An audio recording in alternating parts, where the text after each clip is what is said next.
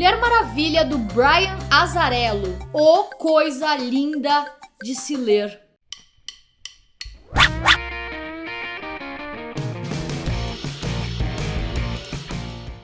galera, eu sou a Bai, esse daqui é mais um Cuscuz. E pra você guerreiro que continua aqui no Cuscuz, hoje eu vim falar sobre a Mulher Maravilha do Brian Azzarello. Esse daqui é o meu encadernado em inglês, eu ainda não adquiri em português, mas a Panini já deixou em pré-venda, acho que já tá em...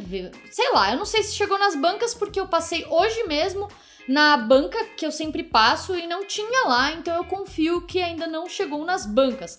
Mas, de qualquer forma, tá pra chegar. Os links para as compras nos melhores sites eu vou deixar aqui embaixo no post, se você já quiser adquirir o seu, se eu te convencer de verdade que isso daqui é maravilhoso. E sim, caras, isso daqui é maravilhoso. Pois bem, aqui nós teremos nesse primeiro encadernado que se chama Sangue, Blood, né, que a Panini tá trazendo nesse mesmo formato, só que de capa dura também, aqueles mesmos esquemas que vocês já estão cansados de saber. Mas aqui a gente vai ter a história do número 1 ao número 6, desse início da Mulher Maravilha nos Novos 52. Ou seja, é uma origem nova, é um reboot, então se você nunca leu absolutamente nada da Mulher Maravilha, eis aqui a sua oportunidade, e uma belíssima oportunidade, porque realmente isso daqui foi uma das melhores coisas, inclusive, que eu li no ano passado.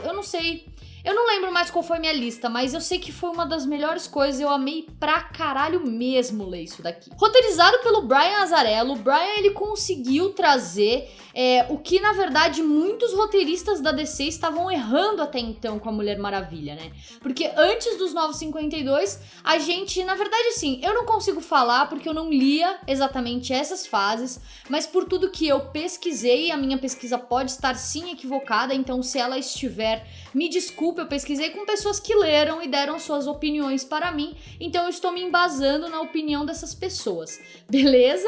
Não é 100% de verdade e nem a minha própria opinião. Mas, antes dos 952, me disseram que a Mulher Maravilha não estava muito bem das pernas, não ela fisicamente, mas eu digo a história dela, a revista dela não estava com histórias com grande potencial, ou então histórias realmente boas que prendem o leitor, sabe como é? E aí o Brian veio trazendo uma Mulher Maravilha, e eu acho que isso é o principal, extremamente moderna. Porque, independente do fato, assim, pensando numa história, o que te faz gostar da história? Um roteiro bom, uma ilustração que agrada os teus olhos, mas um negócio que você se identifica de certa forma.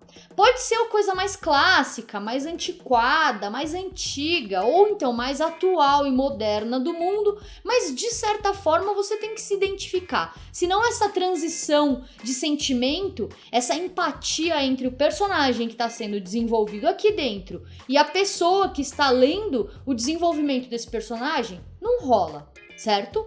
Então, o que o Brian conseguiu fazer com, sei lá, tipo, da melhor forma possível foi trazer uma Mulher Maravilha que não é um personagem muito atual, por ela ser uma amazona, aqui nesse caso específico, nessa origem dela específica, filha de um deus. Então, nós temos diversos tons místicos da DC implantados nessa história do Brian, porém, trazido com o pé no chão, sabe? O mundo real. Então aqui a gente vai ver uma Mulher Maravilha que tem os seus afazeres, que tem seus problemas em casa, com a família, e ela tem suas coisas, sua vida, sabe? Pessoal, como Diana, no mundo moderno, no mundo que tem carro, no mundo que as pessoas trabalham, no nosso mundo.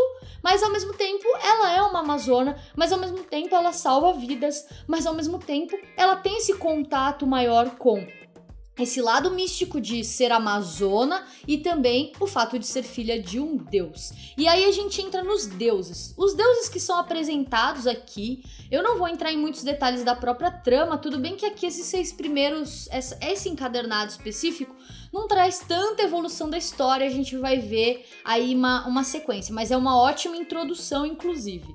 Aqui a gente vai ver alguns deuses sendo apresentados para contar essa nova origem da Mulher Maravilha, da Diana, e eles são apresentados de uma forma mais humana. Não necessariamente, né? Um Deus mais humano. Se é que vocês me entendem, eu não tô achando a palavra exata, mas ele é uma coisa bem moderna, é um negócio muito mais real e muito mais tátil pra gente. Não é um negócio assim, um Deus do Olimpo e, sabe, aquelas coisas loucas. Não, ele não viaja tanto e ele te entrega um negócio tátil, que você consegue se identificar e enxergar aquilo acontecendo. Não só isso, mas a gente também vai ter essa parte das Amazonas. A Diana, ela vai até visitar a mãe dela e aí tem toda essa trama com relação à origem dela, é onde a origem dela é contada, propriamente dita, assim, pros leigos que não sabem absolutamente nada. Então, realmente dá pra você confiar nesse encadernado, que ele vai te entregar tudo que você precisa saber. E a gente vê o verdadeiro potencial das Amazonas. O verdadeiro poder. E não só isso, mas por que a Mulher Maravilha ela é tão especial dentre todas as outras Amazonas. Então tudo isso é muito explicado, bonitinho e de uma forma incrível, que você se apega de um jeito que você vai terminar esse encadernado e você vai ficar, mano, cadê a continuação disso? Pelo amor de Deus, me tragam. Pelo amor dos deuses e do pai da Diana, me traga logo essa continuação. Pois bem, esse daqui foi o meu review de Mulher Maravilha. E antes de finalizar o vídeo, eu gostaria só de falar um negocinho. Pois é, o meu último vídeo aqui no canal eu comentei sobre o trailer de Esquadrão Suicida, o último que saiu, e falei sobre a hipersexualização da Arlequina. E aí que o mundo desabou e todos os homens se sentiram ofendidos e vieram reclamar e postar alguns deles que foram banidos devidamente deste canal, que provavelmente poderão me assistir neste momento, mas não comentar nem interagir com mais ninguém aqui dentro, porque este é o ban do YouTube, certo? Primeira coisa, se você foi respeitoso comigo, eu não te bani e nem nada do gênero, até porque isso daqui não é uma ditadura. Eu só quero que vocês entendam que eu não tô aqui pra levar ofensa pra casa de ninguém. E se o cara vem ser, o cara ou a mina, ou enfim, certo? Ou Deus vem ser babaca comigo, eu tenho todo o direito de ser babaca ao contrário, de ignorar, não responder e banir. Mas, antes de tudo, eu gostaria de dizer e de deixar aqui uma lição do dia para todo mundo. Se você já aprendeu essa lição, desconsidere. Quando uma mulher se põe a público para reclamar da hipersexualização de uma outra mulher, você, como homem, deve, ao menos, no mínimo, ouvi-la. E não pegar os teus argumentos como homem que não tem experiência nenhuma sobre isso para argumentar ou desfavorecer ou, sei lá, não sei, enfim, amenizar o comentário de uma mulher que tem total experiência, uma vida inteira, sobre isso ou aquilo. E essa dica que eu falo, que você ao menos deve ouvir, vale pra tudo. Vale pra quando um negro reclamar de um racismo, você ouça. Ao menos ouça, porque ele tem experiência de vida. Ele tem uma bagagem que faz ele pensar dessa maneira.